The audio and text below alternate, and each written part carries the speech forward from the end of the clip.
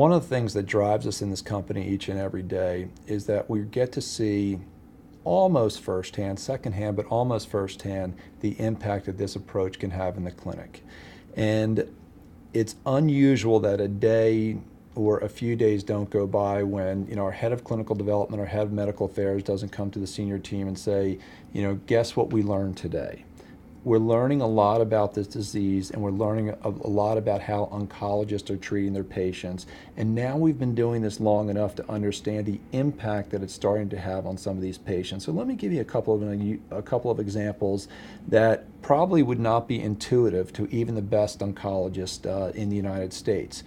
Yesterday, for example, I learned we had a patient that was being treated in the Midwest, a patient with pancreatic cancer.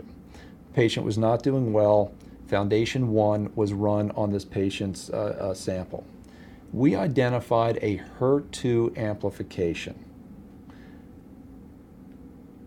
Not too many oncologists, not too many scientists would think about testing for HER2 in a pancreatic cancer case. This was identified several months ago, and yesterday we learned that the patient has now been on Herceptin for a few months and is responding nicely. Those are the things that keep us going every single day. Earlier this summer in the Journal of Thoracic Oncology, we reported out an extremely interesting case on a patient with non-small cell lung cancer who tested negative for EGFR, KRAS, and EML4-ALK. The patient sample was then sent to Foundation Medicine for testing. We identified a novel ALK fusion, which ultimately led to the treatment of the patient with crizotinib. We now have data that's going out 4, 5, and now 6 months showing the radiographic response, not only the clinical, but the radiographic response to crizotinib. I think it's safe to say that most oncologists, if not all oncologists, would agree that without this type of approach that was applied with Foundation 1, there is no chance that that second patient would have received crizotinib. There's no chance that the patient with pancreatic cancer would have received Herceptin.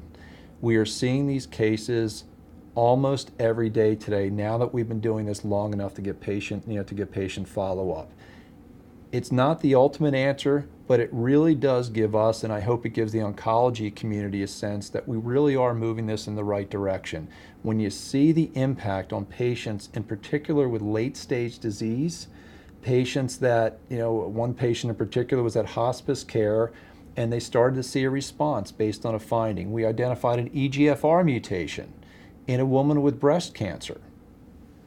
That's counterintuitive. You typically do not see EGFR alterations in patients with breast cancer, yet we identified it and the patient was started on Tarceva. So we see these interesting connections, we see these counterintuitive connections, but it just tells us that we have a lot to learn about oncology and how we're going to treat patients with cancer.